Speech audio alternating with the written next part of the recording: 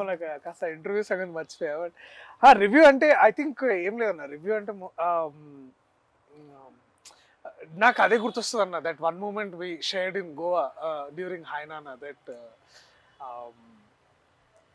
that your true calling is always cinema, and cinema that outlives us.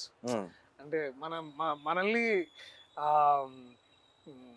and we were also talking about how మన childhood inspirations కూడా, how cinemas that nobody remembers box office numbers. Actually it's very unfortunate the topic వచ్చింది కాబట్టి చెప్తున్నా. మన ఇప్పుడు how we are all extremely busy, అంటే talking about all other things other than cinema. అంటే cinema is such a beautiful thing కదా. అసలు మనందరం ఎందుకున్నాం ఈ సినిమాలో? సినిమాలు అంటే ఎందుకు మన ఒక డే టు డే ఎమోషన్ అయిపోయింది. Because of what it made us feel, not because what it collected, what the numbers are, what every one, అంటే ఇంక్లూడింగ్ మీడియా, ఇంక్లూడింగ్ అంటే ఇట్స్ జస్ట్ ఎవరో కొంచెం ఫ్యాన్స్ ఎవరో మాత్రమే కాదు, అన్ని చోట్ల ఒక సినిమా. ఇప్పుడు మన చిన్నప్పుడు శంకరాభరణం చాలా బాగుందంటారు, అంటే ఎంత కలెక్ట్ చేసింది అంటే I feel now those films will never be made. I feel ఈ రోజు మనం చిన్నప్పుడు చూసిన చాలా గొప్ప సినిమాలు ఈ రోజు రిలీజ్ అయితే ఫ్లాప్ అంటారు ఏమో.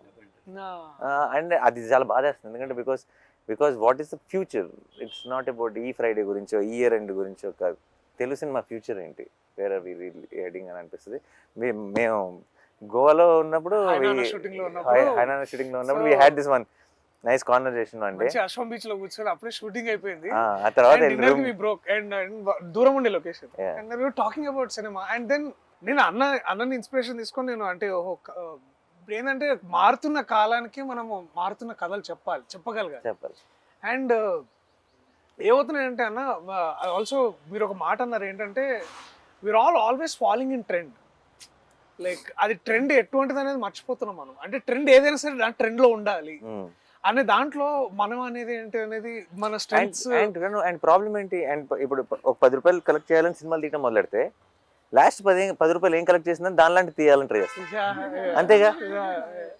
అసలు నాకు తెలియదురా బాబు ఏం చేస్తుందో అని ఒక ప్రయత్నం చేయం, ఒక సినిమా తీయం, ఒక కథ చెప్పం కదా. And I feel it is not complaining on anyone, it is saying, it is taking away the beauty of cinema from all of you, and it is a sin. పాపం అది, I feel.